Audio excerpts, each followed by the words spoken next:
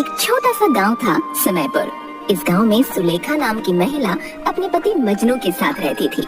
मजनू सुबह काम पर जाता और शाम को लौटता था।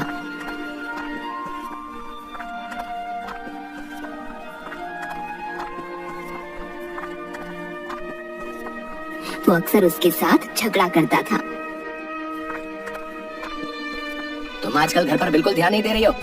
ध्यान नहीं देती तो आपको सब कुछ अपने हाथ से करना पड़ता, फिर यहाँ बैठकर भाषण नहीं दे रहे होते। कल जो 50 रुपए दिए थे दो, कुछ काम है? मेरे पास नहीं है। क्यों, कहाँ गए? कल ही तो दिए थे। सामान आ गया, मैं पूरे सप्ताह की सब्जियाँ ले आई। अरे दिमाग ठीक नहीं है क्या तुम्हारा? है इतनी सब्जियाँ एक साथ लाने की क्या जरूरत थी? है मुझे तुम कटोरी भर सब्जी नहीं देती तो ये आती किसके लिए है? आपको नहीं देती तो क्या मैं खुद खा जाती हूँ? ये जो तोंद है ना आपकी, ऐसे नहीं बढ़ रही। देखो तुम मेरे पेट के बारे में कुछ ना कहा करो, नहीं तो क्या? नहीं तो अच्छा नहीं होगा। अरे जाओ जाओ, जबान संभाल के। कहा ना जाओ जाओ। मजनू उसे मारने के लिए हाथ उठाकर रुक जाता है। क्या हुआ, रुक क्यों गए? अब यही बाकी रह गया था। मैं औरतों पर हाथ नहीं उठाता। सुलेखा घर से बाहर चली गई।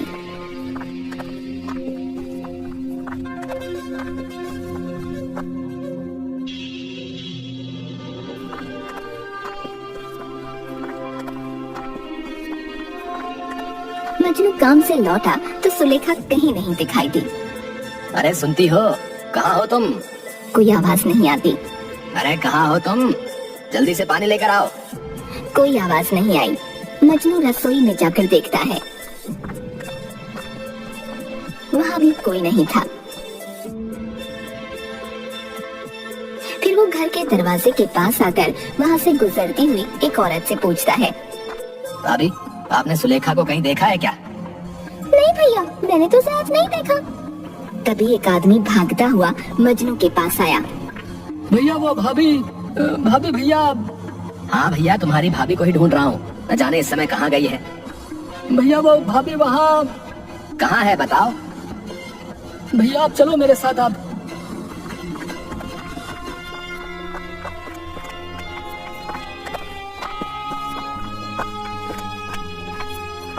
आदमी उसे लेकर जंगल के पास तक गया। वहाँ काफी लोगों की भीड़ थी। मजनू को देखते ही वे दूर हट गए। वहाँ सफेद कपड़ों में लिपटा एक शव था। अरे ये कौन है? क्या हो गया इसे? भैया हमें बताने की हिम्मत नहीं है, तुम खुद ही देख लो। मजनू ने जैसे ही कफन उठाया वो जमीन पर धड़ाम से बैठ गया और जोर जोर से रोने लगा। सुलेखा उठो उठो उठो उठो। अरे क्या हो गया तुमको? चलो घर चलो। भैया अब ये कभी नहीं उठेगी। पिछले 2 घंटे से हम तुम्हारा इंतजार कर रहे थे। ए सुलेखा, चलो उठो मेरे साथ, मजाक मत करो, तुम उठ जाओ। भैया खुद को संभालो। ये क्या हो गया? मेरी तो दुनिया ही उजड़ गई। तभी 2 पुलिस वाले आ गए। गांव वालों ने रोते हुए मजनू को पकड़ा। एक पुलिस वाला लाश का मुआयना करने लगा। यह हत्या का मामला है, किसी ने यहाँ पर कुछ होते हुए देखा? नहीं साहब, हमने तो कुछ नहीं देखा, हमें तो इस नत्थू ने बताया था। साहब मैंने कुछ नहीं देखा, मैं तो यहाँ से गुजर रहा था तो देखा यहाँ पर भाभी गिरी हुई पड़ी थी। पास आकर मैंने नब्ज देखी तो बंद थी, फिर मैंने सब गांव वालों को बुलाया। इसका मतलब हत्या कैसे हुई है तुम्हें नहीं पता? ना साहब, सच्ची मुझे तो कुछ भी नहीं पता। हम लाश को पोस्टमार्टम के लिए लेकर जा रहे हैं।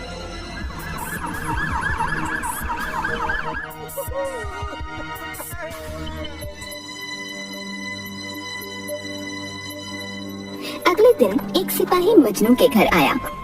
अरे अचानक क्या हो गया तुमको? तुम मुझको छोड़ के कहाँ चली गई? मैं तुम्हारे बिना कैसे रहूंगा? मजनू, तुम्हारी पत्नी के शरीर पर चोट के निशान हैं। तुम्हें मेरे साथ अभी पूछताछ के लिए थाने चलना है। वो मजनू को लेकर थाने गया। हाँ तो मजनू, सुलेखा नाम की जिस औरत की हत्या हुई है वो तुम्हारी पत्नी थी? जी साहब। किसने मारा उसको? किसी पर कोई शक मजनू? जी नहीं साहब, मुझे किसी पर कोई शक नहीं है। पर मुझे तो तुम पर है। सुना है तुम अक्सर लड़ाई झगड़े में अपनी पत्नी के साथ मारपीट करते थे। नाना साहब, लड़ाई झगड़ा नहीं, छोटी सी नोकझोंक होती थी। अच्छा, इसी नोकझोंक में तुमने कल अपनी पत्नी पर हाथ उठाया था? साहब भगवान कसम, खाली हाथ उठाया था, मारा नहीं। सच सच बोलो, तुमने ही उसे मारकर जंगल के बाहर फेंका था ना, ताकि किसी को तुम पर शक ना हो। नहीं साहब, मैं ऐसा क्यों करूंगा?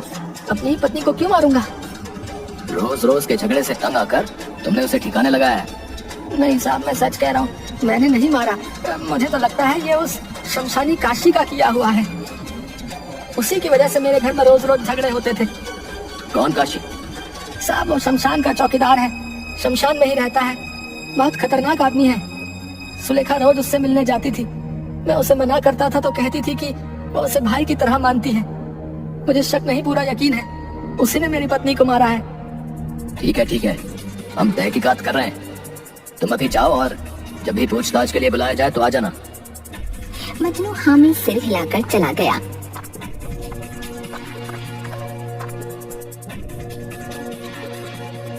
इंस्पेक्टर सिपाही के साथ शमशान गया।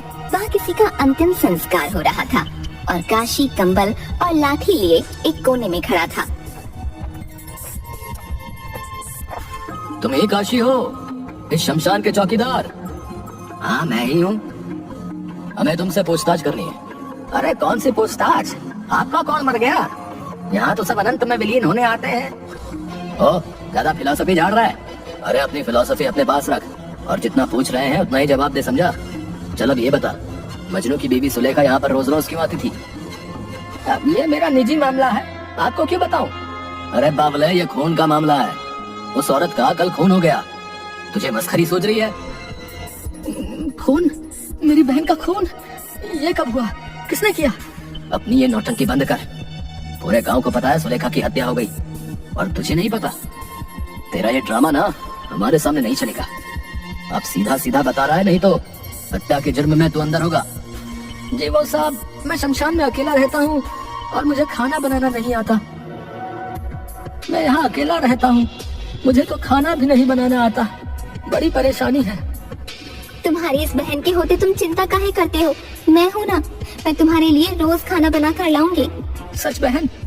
हाँ हाँ, काहे नहीं। पर भैया, मेरा पति बहुत कंजूस है, तुम्हें अपना खर्चा देना पड़ेगा। हाँ हाँ बहन, मैं तुम्हें 200 रुपए दे दिया करूँगा। 200 रुपए तो 10 दिन भी नहीं चलेंगे। ऐसा करो तुम 500 दे देना, बाकी मैं देख लूंगी।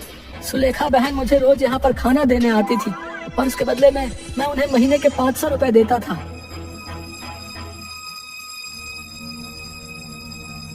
मैं कैसे मान लूं जो तू बोल रहा है सच बोल रहा है? मजनू ने तो हमें ऐसा कुछ नहीं बताया। उसे इस बारे में कुछ नहीं पता। सुलेखा बहन ने ये बात किसी को बताने के लिए मना किया था। अगर मजनू को पता चल जाता तो वो ये रुपए भी चुराकर शराब में उड़ा देता। अरे तो हम कैसे विश्वास कर लें कि जो तू बोल रहा है सच बोल रहा है? कोई सबूत है तेरे पास अपनी बात को साबित करने के लिए? हाँ साहब, सब्जी वाले को ये बात पता है, सुलेखा बहन ने उसे बताया था। अब ये सब्जी वाला कौन है? रामनाथ सब्जी बेचता है, उसे सब कुछ पता है। सर मुझे तो लगता है मजनू की पत्नी का खून इसी ने किया है और अब ये कहानियां बना रहा है। नहीं नहीं साहब, मैं सच बोल रहा हूँ। जिस औरत ने बहन बनकर मुझे खाना खिलाया, मैं उसके साथ नमक हरामी कभी नहीं कर सकता। मैं रोज यहाँ लोगों को मिट्टी होते देखता हूँ, मुझे जीवन की अहमियत अच्छे से पता है। आप मेरी बात का विश्वास करो, मैं तो ऐसा करने के बारे में कभी सोच भी नहीं सकता। अरे ठीक है, ज्ञान देने की कोई जरूरत नहीं है। हम अभी तहकीकात कर रहे हैं, देखते हैं क्या सामने आता है। लेकिन जब तक हमारी तहकीकात पूरी नहीं हो जाती, सुलेखा का हत्यारा पकड़ा नहीं जाता, तब तक तो इस गांव के बाहर नहीं जाएगा, समझा? काशी हाँ में सिर हिला देता है।